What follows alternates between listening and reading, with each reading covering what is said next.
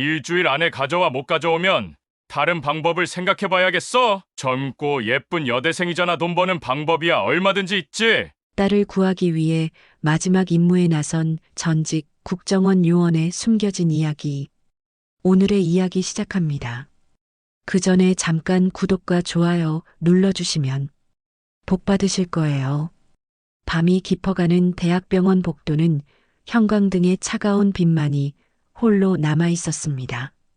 김다혜는 피곤에 지친 몸을 이끌고 간병실에서 나왔죠. 22살 간호학과 3학년인 그녀에게는 학업과 아르바이트를 병행하는 것이 일상이었습니다. 어머니 김선미의 항암 치료비를 마련하기 위해서였죠. 오늘도 수고했어요. 병실 문을 조심스럽게 닫으며 다혜는 작은 한숨을 내쉬었습니다. 지갑 속 통장을 확인하니 이번 달 아르바이트비로는 턱없이 부족했죠. 어머니의 치료비는 매달 200만 원이 넘었고 생활비까지 합치면 감당하기 어려운 금액이었습니다. 병원을 나서며 다혜는 핸드폰을 확인했습니다. 문자 한 통이 와 있었죠. 내일 오후 2시 학교 후문 카페에서 만나자. 마이너스 조영훈. 가슴이 철렁 내려앉았습니다. 석 달 전 어머니의 수술비가 급하게 필요했을 때 지푸라기라도 잡는 심정으로 찾아간 곳이 조영훈의 대부업체였죠. 처음에는 친절했던 그가 점점 무서운 모습을 드러내기 시작했습니다. 이자가 이렇게 많이 올랐다고? 다혜는 떨리는 손으로 계산기를 두드렸습니다. 원금 500만 원에 월 이자 30%라니 도저히 감당할 수 없는 금액이었죠. 그동안 이자만 겨우 갚아왔는데 원금은 그대로였습니다. 지하철 막차를 타고 집으로 향하는 길, 다혜의 마음은 무거웠습니다. 어머니께는 걱정을 끼치고 싶지 않아 아무 말도 하지 못했죠. 혼자서 모든 것을 감당해야 한다는 부담감이 어깨를 짓눌렀습니다. 집에 도착한 다혜는 어머니가 잠든 것을 확인하고 조용히 방으로 들어갔습니다. 책상 위에는 간호학 교재들이 쌓여 있었고 그 사이로 조영훈에게서 받은 차용증이 보였죠. 종이 한 장이 자신의 목을 조여오는 것 같았습니다. 어떻게 하지? 다혜는 무릎을 끌어안고 앉아 깊은 고민에 빠졌습니다. 학교를 그만두고 풀타임으로 일할까도 생각해봤지만 그렇게 되면 간호사가 되겠다는 꿈을 포기해야 했죠. 어머니가 그토록 바라시던 딸의 성공을 위해 병상에서도 응원해 주시는데 그 마음을 저버릴 수는 없었습니다. 새벽 2시 다혜는 여전히 잠들지 못하고 있었습니다. 내일 조영훈을 만나야 한다는 생각에 잠이 오지 않았죠. 그의 차가운 눈빛과 위협적인 말투가 계속 머릿속을 맴돌았습니다. 과연 자신이 이 상황을 헤쳐나갈 수 있을까 하는 불안감이 밀려왔습니다. 다음 날 오후 2시 다혜는 약속 장소인 학교 후문 카페 앞에 서 있었습니다. 손바닥에는 식은땀이 맺혀 있었고 심장이 빠르게 뛰고 있었죠. 카페 안을 살펴보니 조영훈이 구석진 자리에 앉아 있는 것이 보였습니다.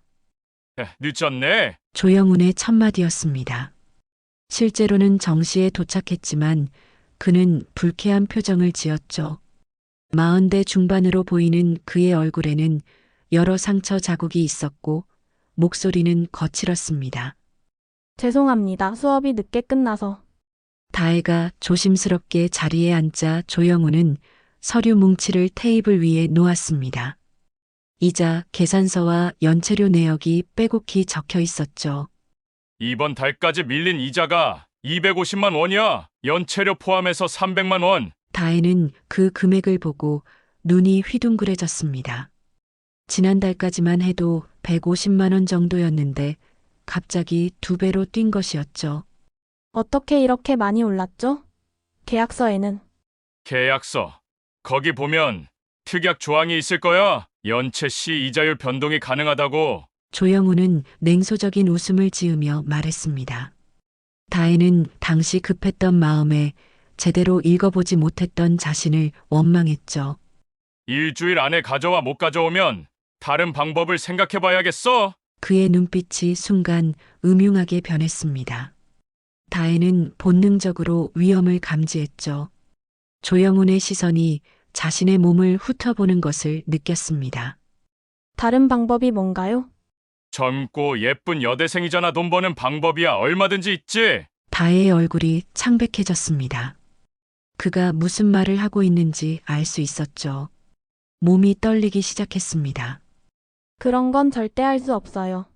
그럼 돈을 가져와. 선택은 내 몫이야. 조영훈은 일어서며 다혜의 어깨에 손을 올렸습니다. 그 손길이 끈적끈적하고 불쾌했죠. 다혜는 몸을 움츠렸습니다. 카페를 나선 후 다혜는 캠퍼스 한 구석에 앉아 눈물을 흘렸습니다. 막막한 현실 앞에서 무력감만이 밀려왔죠. 300만 원이라는 돈은 지금의 자신에게는 천문학적인 금액이었습니다. 엄마한테 말할 수도 없고 어머니의 병세가 최근 들어 조금씩 호전되고 있었습니다. 이런 일로 스트레스를 주면 다시 악화될 수도 있었죠.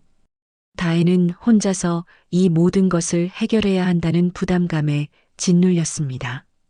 그날 밤 다혜는 여러 아르바이트 사이트를 뒤져봤습니다. 단기간에 큰 돈을 벌 수 있는 일을 찾아보았지만 현실적으로 불가능했죠. 합법적인 방법으로는 도저히 그 금액을 마련할 수 없었습니다.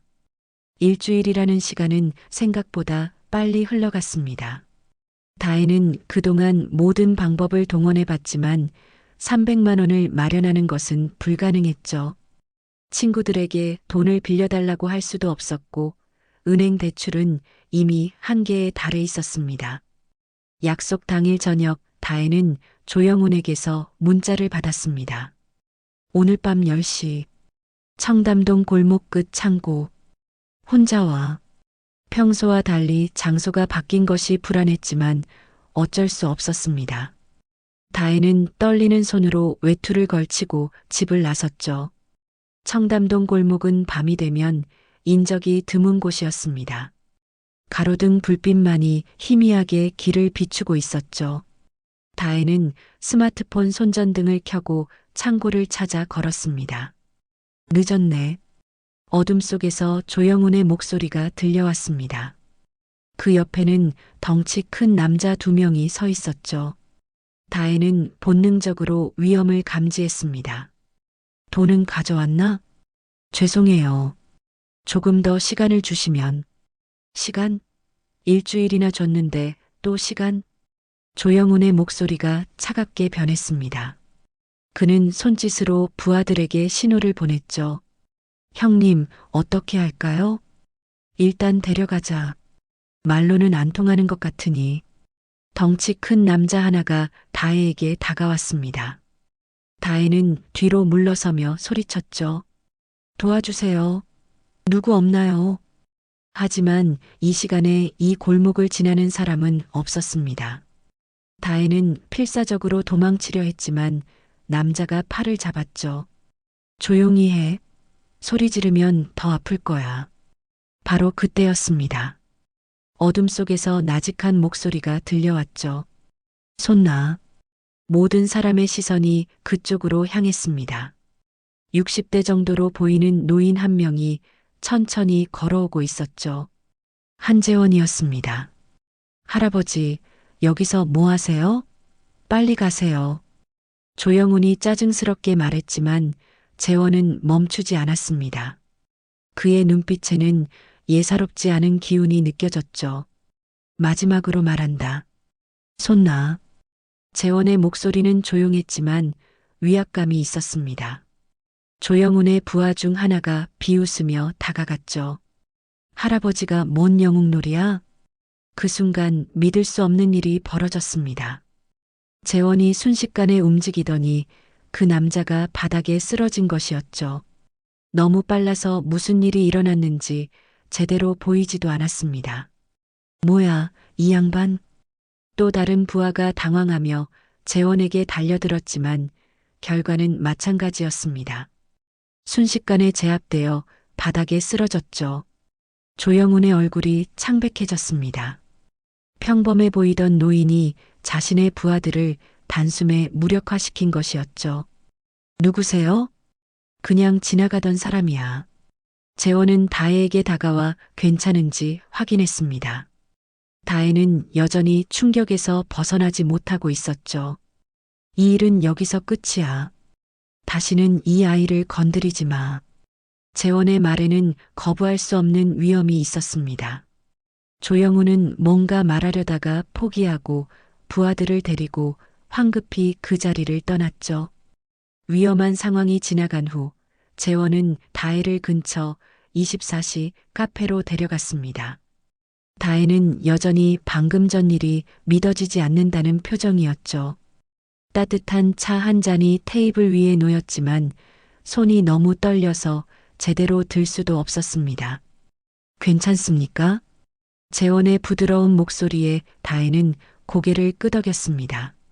하지만 눈물이 계속 흘러내렸죠. 그동안 혼자 감당해왔던 모든 것들이 한꺼번에 터져 나오는 것 같았습니다. 고맙습니다. 정말 고맙습니다. 다혜는 몇 번이고 감사 인사를 반복했습니다. 만약 재원이 나타나지 않았다면 어떤 일이 벌어졌을지 상상하기도 싫었죠. 재원은 지갑에서 명함을 꺼내려다가 실수로 사진 한 장을 떨어뜨렸습니다. 다혜가 그것을 주워주려고 몸을 숙이는 순간 사진 속 인물을 보고 깜짝 놀랐죠. 이분은 사진 속에는 젊은 시절의 재원과 함께 웃고 있는 여성이 있었습니다. 그 여성은 다름 아닌 다혜의 어머니 김선미였죠. 20대 초반으로 보이는 어머니의 모습이 또렷하게 담겨 있었습니다. 어머니세요? 재원은 사진을 받아들고는 굳어진 표정으로 다혜를 바라봤습니다. 그의 눈에 당황스러움이 스쳐 지나갔죠. 어머니 성함이 김선미 씨 맞나요? 다혜의 질문에 재원은 더욱 놀란 표정을 지었습니다. 25년 전의 기억이 갑자기 되살아났죠. 선미를 아시나요? 제 어머니예요. 지금 암 투병 중이시거든요. 재원의 얼굴이 창백해졌습니다. 그동안 잊으려 했던 과거가 눈앞에 이 젊은 여성을 통해 되살아나고 있었죠.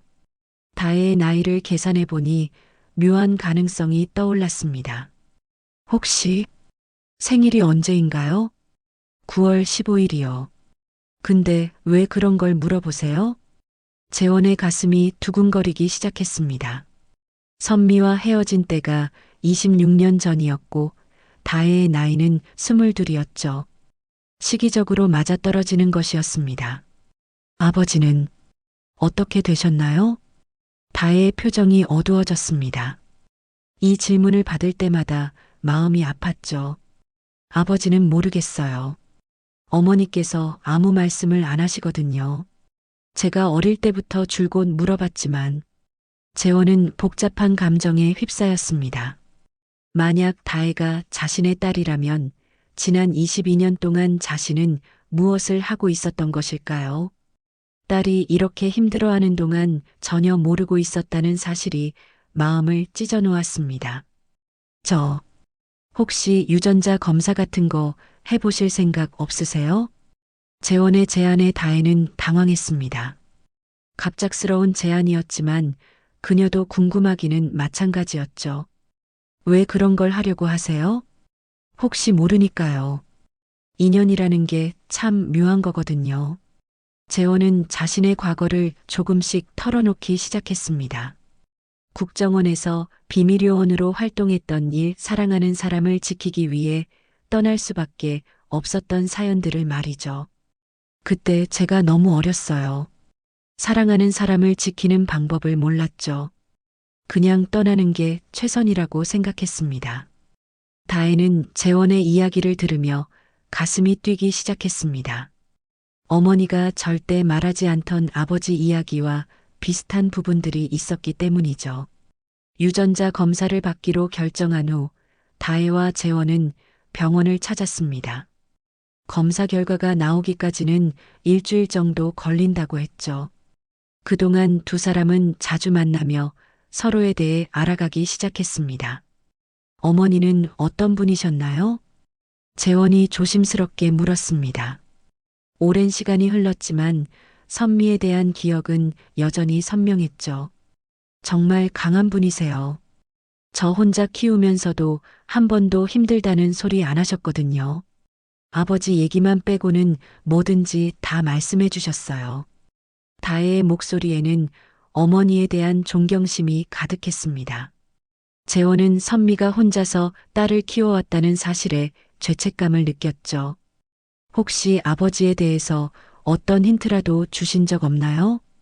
가끔 너 아빠는 정말 멋진 사람이었어라고 하실 때가 있어요. 그런데 더 물어보면 말을 돌리시죠. 한 번은 내 아빠는 나라를 위해 일하는 사람이었다고 하신 적도 있어요. 재원의 가슴이 철렁했습니다. 국정원 요원이었던 자신의 과거와 정확히 일치하는 말이었죠. 한편 조영우는 그날 밤의 일을 잊지 못하고 있었습니다. 자신의 부하들을 순식간에 제압한 그 노인이 누구인지 궁금했죠. 사람을 보내 재원에 대해 알아보라고 지시했습니다. 형님, 그 할아버지 정체를 알아냈습니다. 뭐라고? 한재원이라는 사람인데 예전에 국정원에서 일했다고 합니다. 그것도 아주 잘 나가는 요원이었다고 하네요. 조영훈의 눈이 반짝였습니다. 국정원 출신이라면 자신의 조직에서 쓸모가 있을 것 같았죠. 흥미롭군. 그 사람한테 제안 하나 해보자. 며칠 후 재원은 조영훈으로부터 전화를 받았습니다. 만나서 이야기할 게 있습니다. 그 아가씨를 위해서도 좋은 제안이 될 거예요. 재원은 조영훈의 의도를 알 수 있었습니다. 하지만 다혜를 위해서라면 어떤 제안이든 들어볼 생각이었죠. 만남 장소는 강남의 한 호텔 라운지였습니다. 조영훈은 정장을 깔끔하게 차려입고 나타났죠. 국정원 출신이시라면서요? 대단하시네요. 무슨 용건인지 말씀하시죠. 재원은 단도직입적으로 물었습니다. 조영훈이 웃으며 서류를 꺼냈죠. 김다혜 양의 빈말이에요. 지금 이자까지 합쳐서 1억 원입니다. 1억 원? 재원은 놀랐습니다. 불과 며칠 전까지만 해도 300만 원이라고 했는데 갑자기 1억 원이라니요. 위험분자를 건드렸으니 위험수당이 붙는 거죠. 하지만 좋은 제안이 있습니다. 조영우는 차를 한 모금 마시고 계속했습니다. 우리 조직에서 보안 고문으로 일해주시면 그 빚은 없던 일로 하겠습니다. 국정원 출신의 경험과 실력이 필요한 일들이 많거든요. 재원은 조영훈의 제안을 듣고 있었지만 마음은 이미 결정된 상태였습니다. 다혜가 자신의 딸일 가능성이 높은 상황에서 그 아이를 위해서라면 무엇이든 할 준비가 되어 있었죠. 어떤 일을 하는 조직인가요? 합법적인 대부업체입니다. 다만 가끔 위험한 고객들을 상대하다 보니 보안이 중요하죠. 재원은 조영훈이 거짓말하고 있다는 것을 알았습니다. 하지만 조직 내부로 들어가서 그들의 약점을 파악할 수 있다면 더 확실하게 다혜를 보호할 수 있을 것이었죠. 생각해 보겠습니다. 좋습니다. 하지만 너무 오래 생각하지는 마세요. 그 아가씨의 안전을 위해서도 말이죠. 재원은 조영훈의 제안을 받아들이기로 결심했습니다. 다혜를 보호하기 위해서는 적의 내부로 들어가는 것이 최선의 방법이라고 판단했죠. 그날 밤 그는 오랫동안 연락하지 않았던 옛 동료들에게 전화를 걸었습니다. 형준아, 나야. 한재원. 재원이 형? 정말 오랜만이네요. 무슨 일이세요? 오영준은 현재 서울지방경찰청 강력계 반장으로 근무하고 있었습니다. 국정원 시절 재원과 함께 여러 작전을 수행했던 동료였죠. 도움이 필요해. 조영훈이라는 자에 대해 알아봐 줄 수 있나? 조영훈? 그놈 요즘 우리가 마크하고 있는 인물이에요. 표면적으로는 대부업체를 운영하지만 뒤로는 마약 거래에 손을 댄다는 정보가 있거든요. 재원의 예상이 맞았습니다. 조영우는 단순한 고리대 금업자가 아니었죠. 혹시 잠입수사에 관심 있으세요? 형의 실력이면 충분할 것 같은데. 그것도 생각해보고 있어. 일단 더 자세한 정보를 알려줘. 형주는 조영훈 조직의 구조와 활동 범위에 대해 설명했습니다. 생각보다 큰 조직이었고, 최근에는 중국 마피아와의 연결고리까지 생겼다고 했죠. 다음 날 재원은 조영훈에게 연락했습니다. 제안을 받아들이겠습니다. 현명한 선택이세요. 내일부터 출근하시면 됩니다. 재원이 조직에 합류한 첫날, 그는 놀랐습니다. 겉으로는 평범한 사무실 같았지만 내부에는 각종 무기와 감시 장비들이 갖춰져 있었죠. 한재원 씨 맞죠? 저는 김태수입니다. 조직의 보안 담당이었는데 이제 선배님이 오셨으니 많이 배우겠습니다. 태수는 30대 초반의 건장한 남성이었습니다. 전직 군인 출신으로 보였죠. 잘 부탁드립니다. 재원은 조직 내부를 살펴보며 정보를 수집하기 시작했습니다. 표면적으로는 보안 업무를 담당하면서도 그들의 불법 활동에 대한 증거를 찾고 있었죠. 한편 유전자 검사 결과가 나왔습니다. 재원과 다혜가 함께 병원을 찾아 결과를 들었죠. 부녀 관계가 맞습니다. 일치율이 99.99%네요. 의사의 말에 두 사람은 잠시 말을 잃었습니다. 예상하고 있던 일이지만 막상 확인되니 감격스러웠죠. 아빠. 다혜가 처음으로 재원을 아빠라고 불렀습니다. 재원의 눈에 눈물이 고였죠. 미안해. 정말 미안해.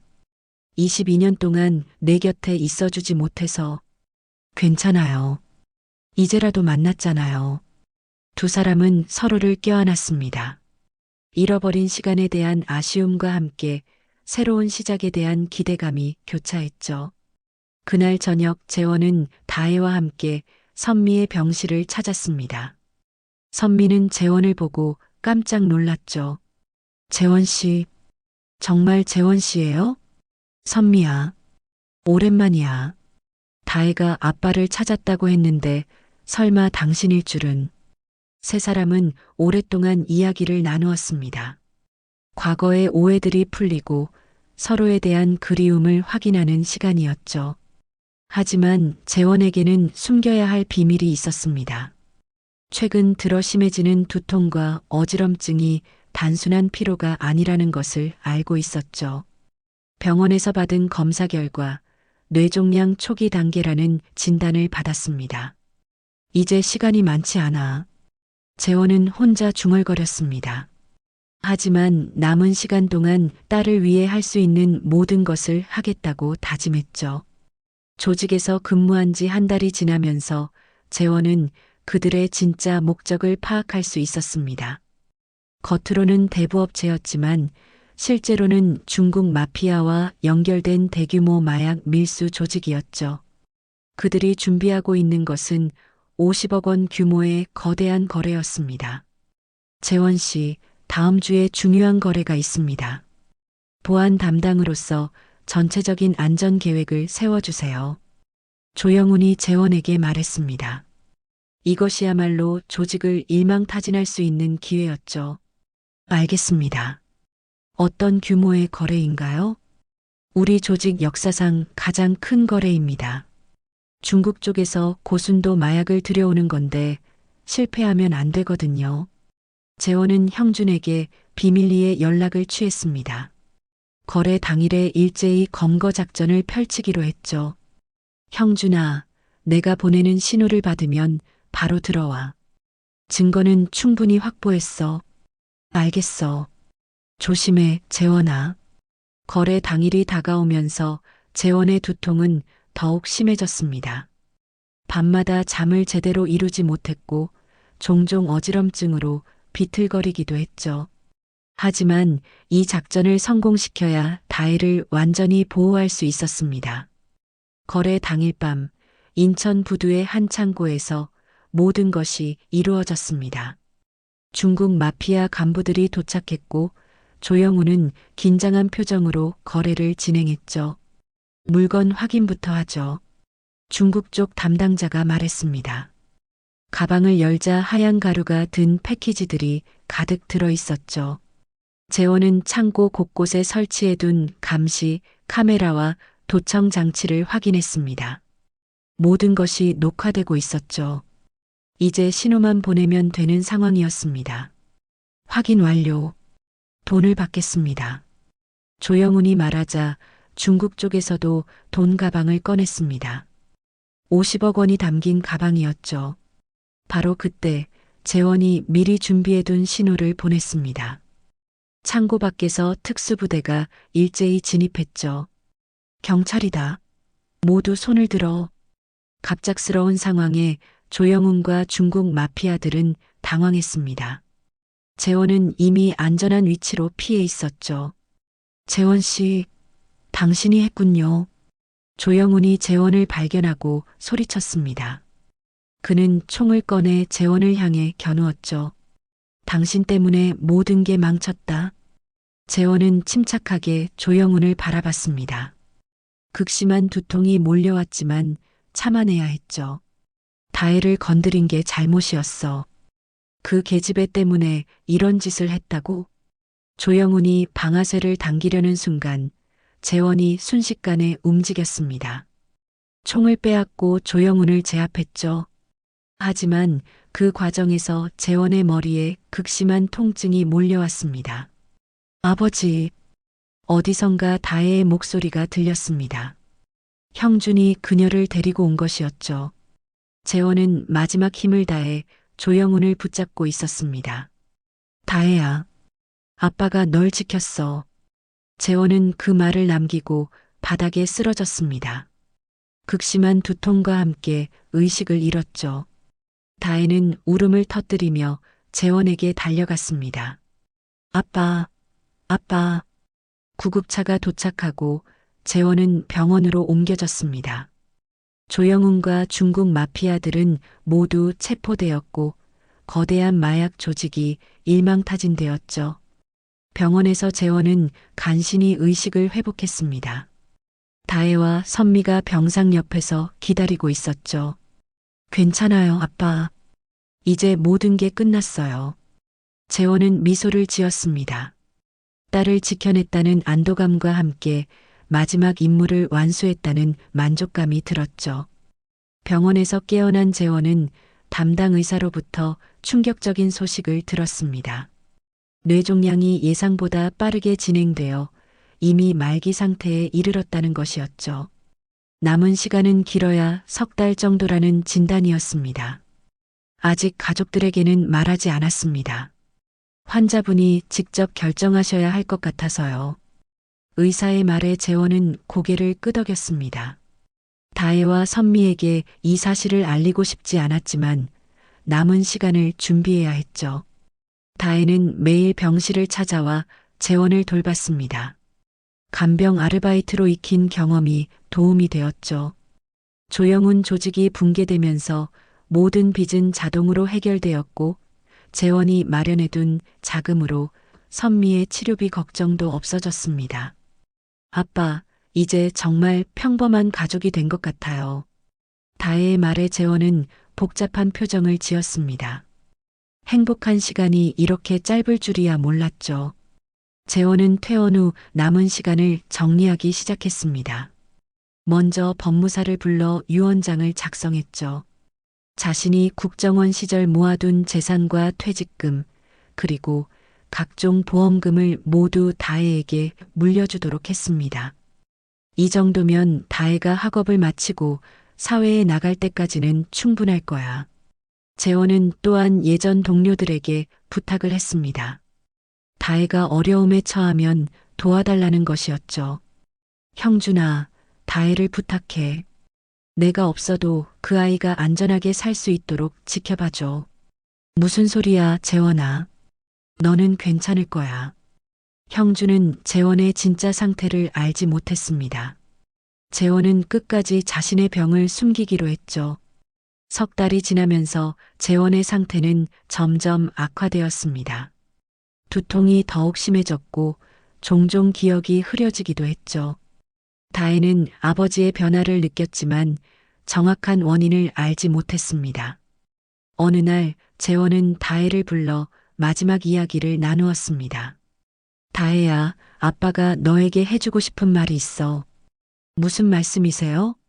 내가 태어났을 때부터 지금까지 아빠는 너를 한 번도 제대로 지켜주지 못했어. 그게 너무 미안해. 재원의 목소리가 떨렸습니다. 다혜는 아버지의 손을 꽉 잡았죠. 그런 말씀하지 마세요. 아빠는 저를 구해주셨잖아요. 이제부터라도 함께 있으면 되는 거예요. 그래, 이제부터라도. 재원은 일기장을 다혜에게 건넸습니다.